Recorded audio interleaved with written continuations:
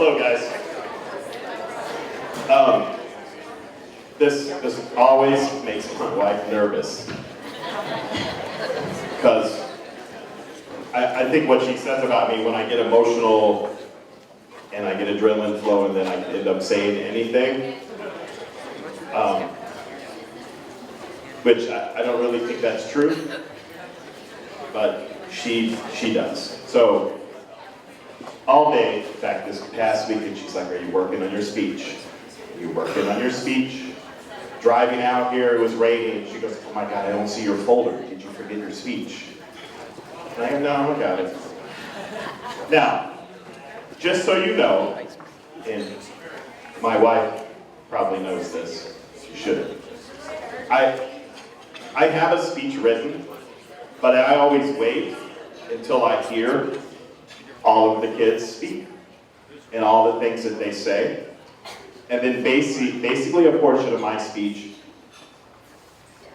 basically I go off script. And because sometimes they can say things better than I can. And sometimes you're going to listen better. Because you hear the same things from me all the time. So, you know, from my position where I sit and listen to them, it makes me happy. Because hopefully some of these things that you say to them, some of these lessons, hopefully they internalize even a little bit. And then once that seed is planted, hopefully they go and grow from that. So, I'm going to start my portion here. I want to welcome a few folks who have come to the last mini band banquets. Is the Hannah Mueller's family, Ashley Marster's family. You guys can just kind of wave and let us know. And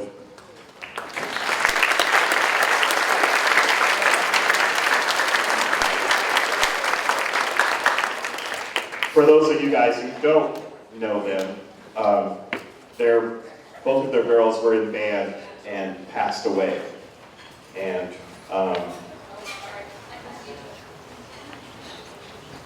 we felt that their girls were taken from them early, before they should have. And as far as my rest of my time here, I want them to know that we do remember your girls, and they are still with us, even if they aren't able to be here with us. So we appreciate you all being here. Thank you all for being here.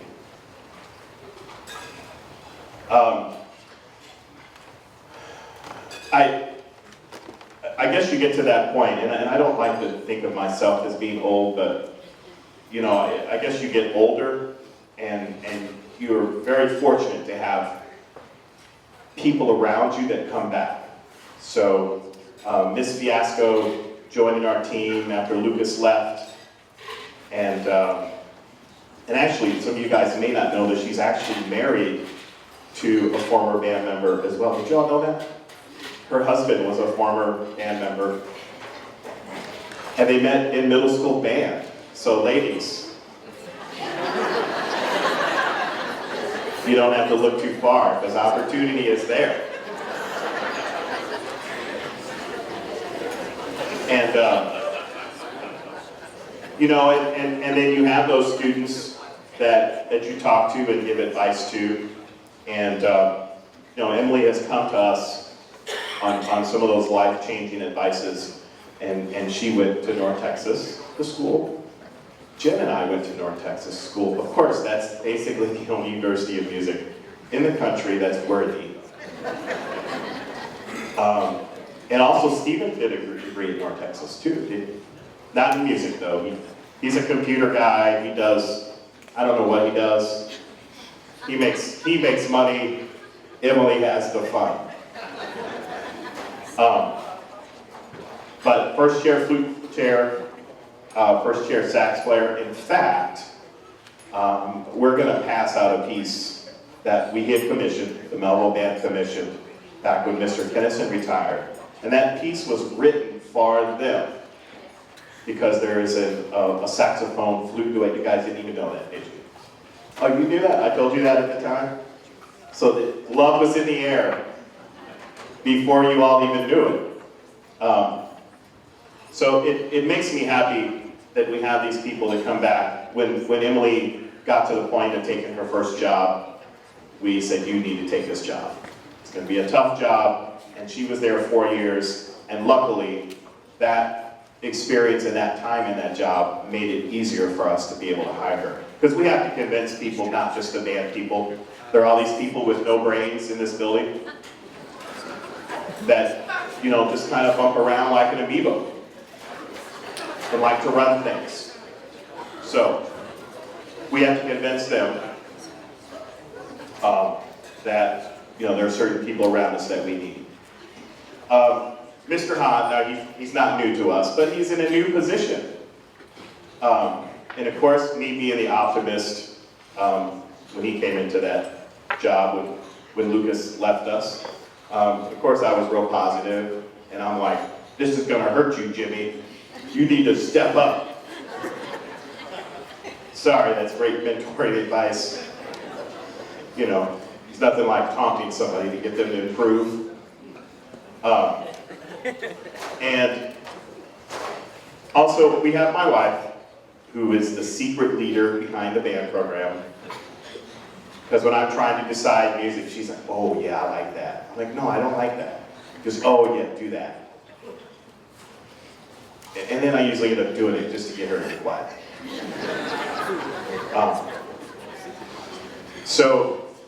But I'm going to get back to her a little later.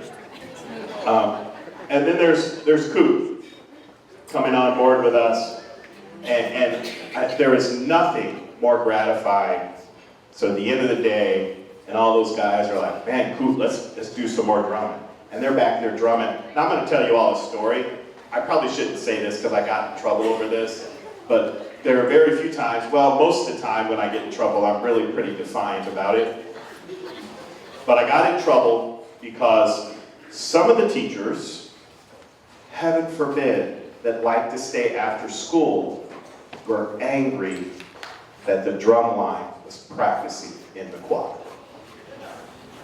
And I got in trouble for that because they're making too much noise that those teachers can't work after school. And I said, well, first off, those people who are saying that are really kind of losers. And they don't really need to be in education.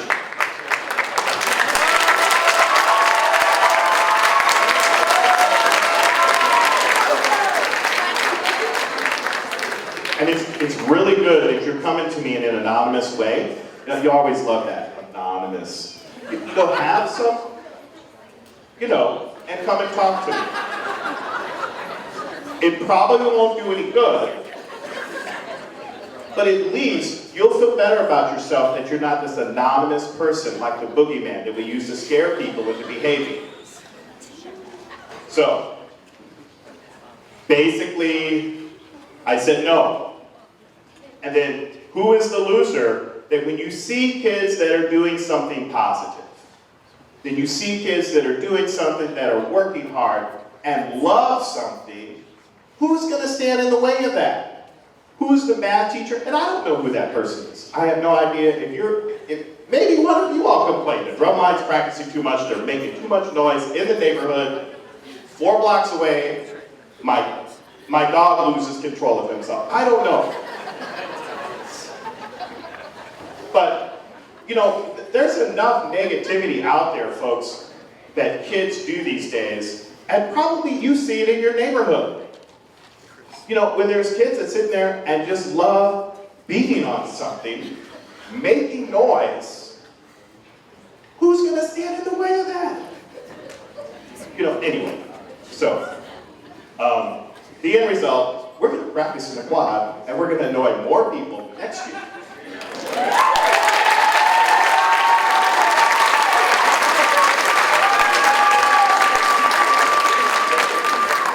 Sorry, Jim, that's not on the speech. Sorry. So Coop has done a great job. I'm so proud of what the kids have done, and so proud of the levels they're able to achieve. And there's nothing more to me to see a motivated teenager. And I have a series of lines And one of my lines is, there is nothing scarier for the good or the bad than a motivated teenager. A motivated teenager can put a virus on your email, or they can probably save the world. So to see that is an amazing thing for me. Also, Layla was here somewhere. Isn't she, Layla? She's not. And then Fromer, Leah Fromer, the other guard person. So all of these guys who are former students coming back and doing things here and working here, it makes me happy. I don't want to try to sound like the old grandpa, because I don't feel that way, but it does. There's something that is satisfying about knowing that there are those kids that are willing to come back and want to. Also, I need to thank, and I'm sorry, I've tried to do this in years past, and I've left people off and the names off, and there is no one job or one act that's more important than the other. But the thank you to all those people who do all those things to make everything possible for us. You know, sometimes you're doing an amazing feat just getting your kid up to a 6 a.m. arrival. I don't know, in our house, that's an amazing thing. You know how I got her up out of bed? I lay in bed with her and hug her. Gets her up right away. So if you guys want to take some of my secrets, lay in bed with your kid, hug them, kiss on them, right away. They are up.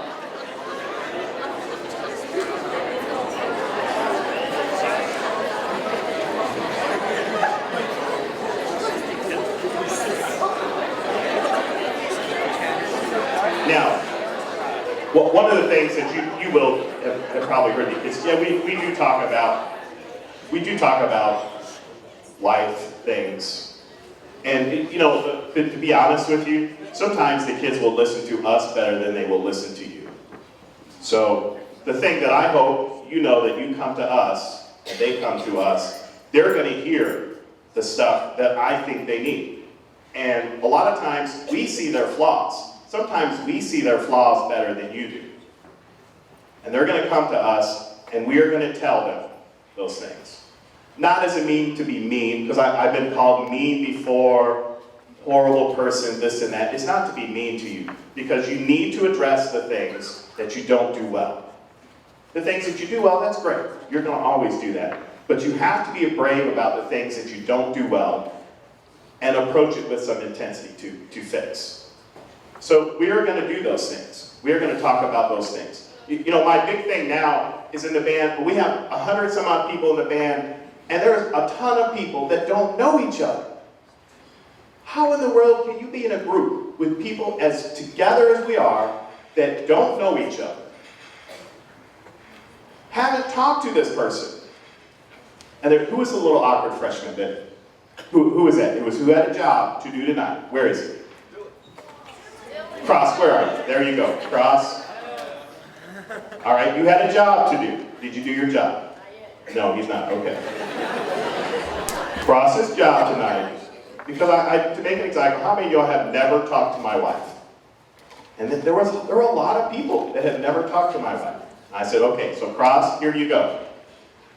I found many years ago, maybe 15 years ago, my wife had a special little box. That was an unassuming box. It had something really boring on it, like past school notes, past assignments, something really. Now, for whatever reason, I don't know why, I opened that box. Inside that box, it was a treasure. It was some treasure. This was a box where she hid all of her past. You guys know. Past notes from boyfriends. Past letters. She hid all this stuff in this box. And I'm like, whoa. There's some good reading here. You definitely was one of those nights where you're like, ooh, you look tired, Jenny. You need to go to bed. Go to bed, girl. So I look in this box, and inside of this box I see a map.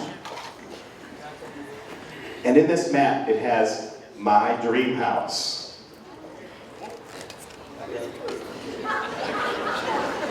And I look through this dream house, and I'm like, oh God, this is nothing like our house.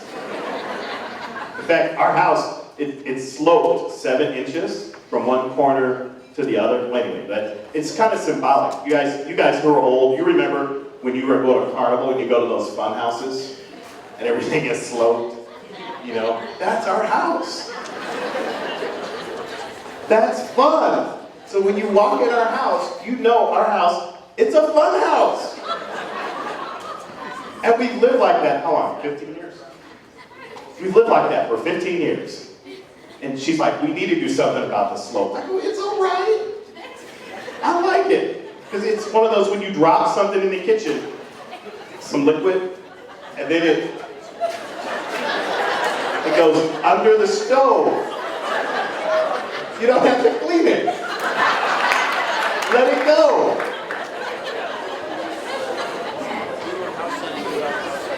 Now, in that, Cross, don't let me down on this, Cross, his job as a means of making conversation with somebody he has never met in band, his job was to come up to my wife tonight, this is his bravery moment, and come to her, because in there she had a number of things that were high priority.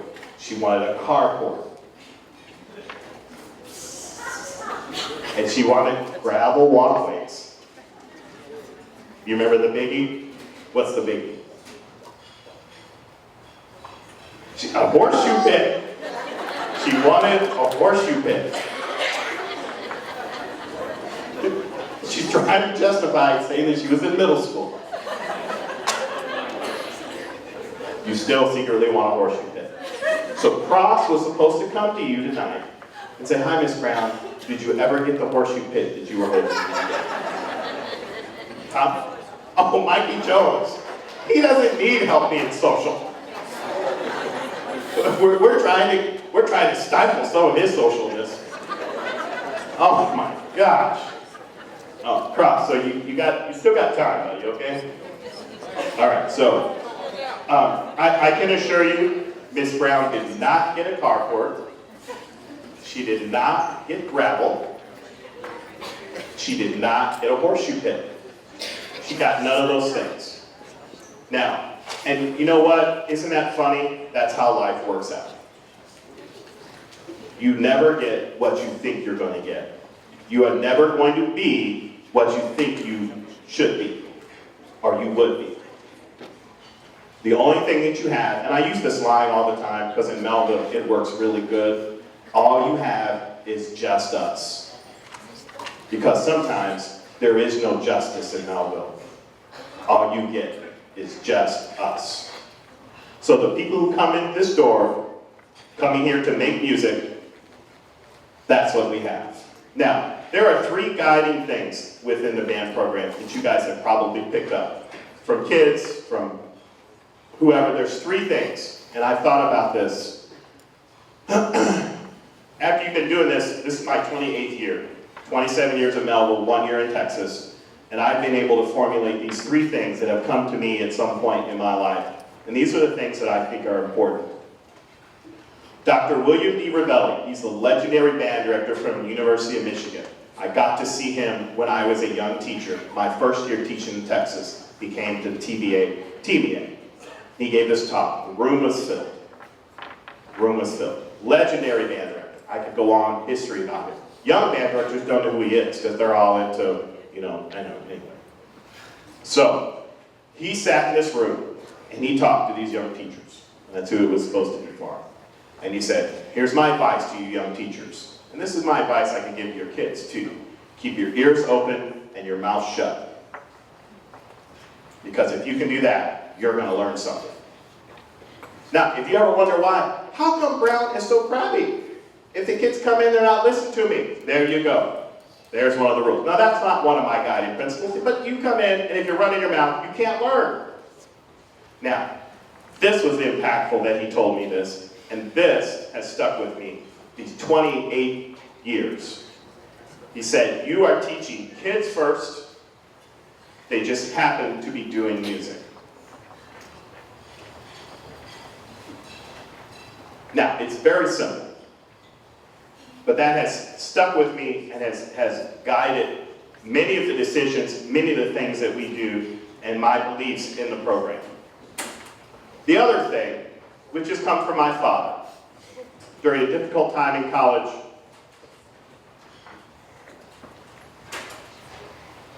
one of the things that he said to me, he said, you know, I can't protect you from everything in this world. The only thing, and my dad was a former football coach, so he said, I can't protect you from everything in this world. The only thing that I can do is make you strong so that you can handle the things that come your way. So, if you come into a rehearsal and you watch a band and you say, wow, why are you so tough? Why are you so mean on that kid? Why are you this? Because you need to be stronger.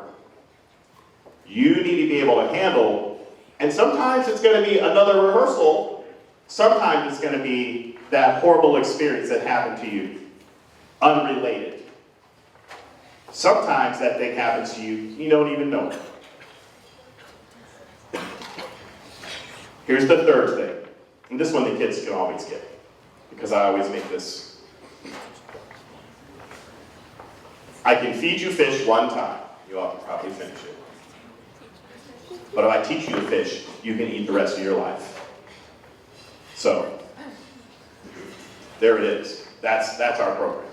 That is, in essence, what we do. When you send your kids to us, that is what we do. And that is what our goals are, and that's what we believe. You know, they're going to have challenges. They're going to have trials. Sometimes, if I feel there's a kid that has been in too much in a little bubble, I'm going to add challenge to him. I'm going to add something that's difficult for him to do. The music we have out, it's difficult.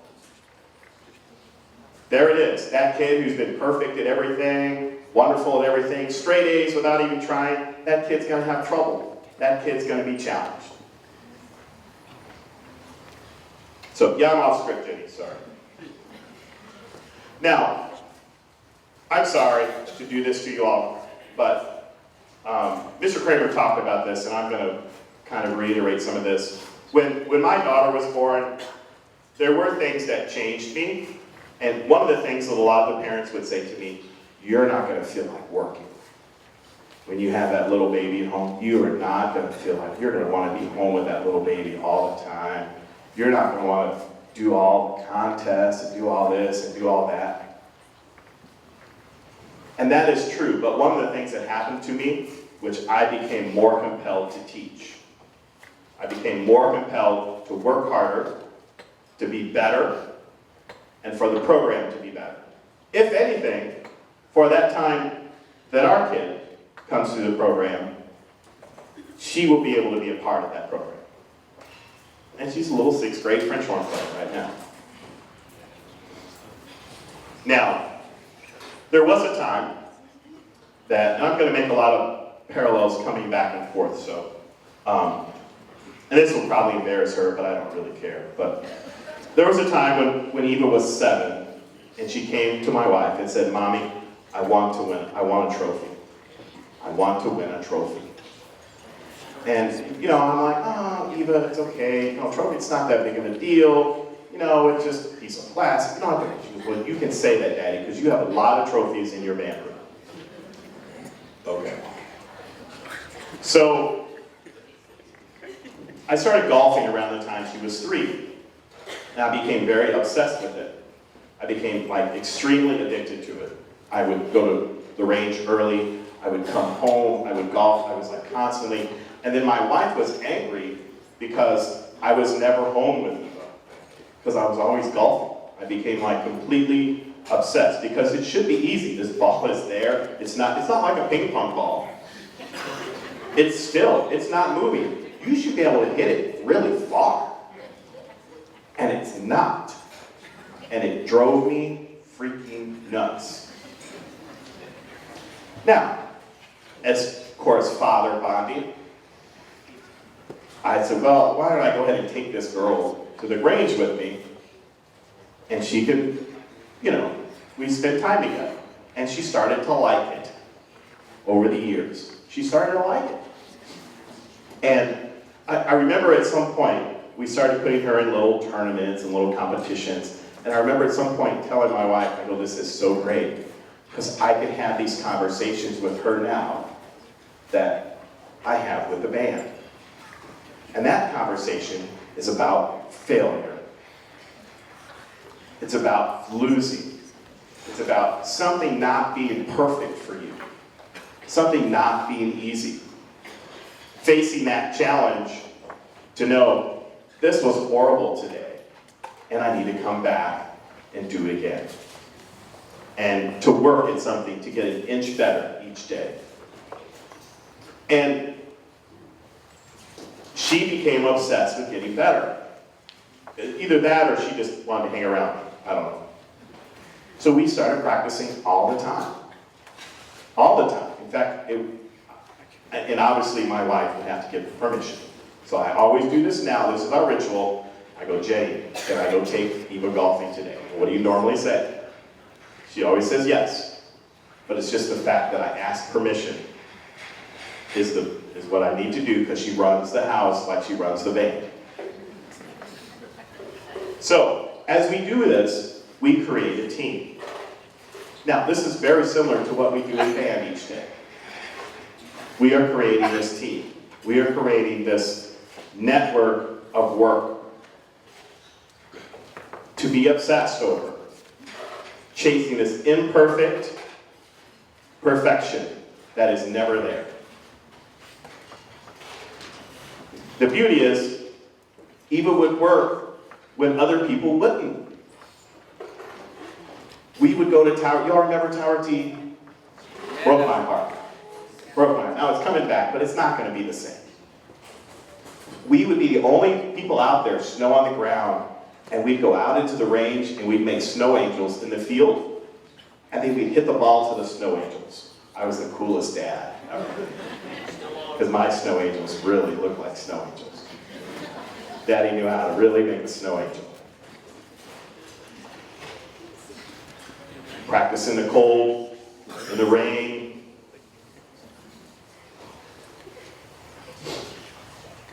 But I've always been proud of the fact that, of whatever somebody is doing, that they are working as hard as they can for perfection. And that's the joy of my life. That is my life with my daughter. That is my life with my wife, because we have the perfect marriage, don't we? See, yeah. I mean, it wasn't dysfunctional when we were getting here, because she said it was just going to be 2 minutes. It was actually 15. Okay, as soon as the kitchen gets done, then it'll be perfect. But, nothing is as it seems. And marching band is never what it seems. What you see on the field is only a small minuscule of the process. The time that I spend with my daughter golfing is a joy to me. The time that I spend with your child working is a joy to me. That's what's most important.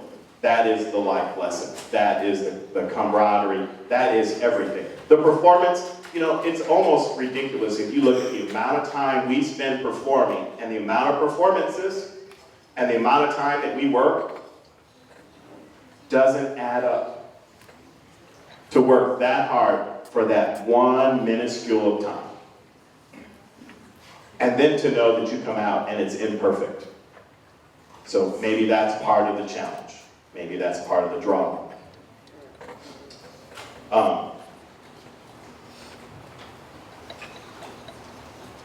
The thing that I do like, and I see this with your kids, and I see this with my daughter, is the failure. Of course, it's always horrible. She always tells, oh, this is horrible, Daddy. Awful. Awful. She played her French horn first time in church the other day. During her warm-up, she was crying. She was like, oh, what were you crying?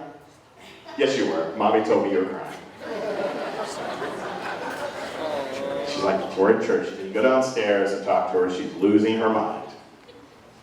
But it's that strive for imperfection, because you are going to be imperfect. And what we do is going to be imperfect. And to accept a level of imperfection with the intensity to strive for excellence. And that's in essence the program. And that's what we do here. I heard that within the kids' speeches. So yeah, I'm way off script. I had 3 pages, and I think I've said 2 sentences here. So, but there's no need. And I am very proud of what we do. I am very excited to what we do. And it's a really surreal thing, because I've been having people, I don't know, this last year, like, so when are you retired? Wow, when are you retired? Are you retired? When are you retired? And here's my line. And I'm going to say this now, and I'm going to say this. I am going to retire at the point when people are really excited to see me leave.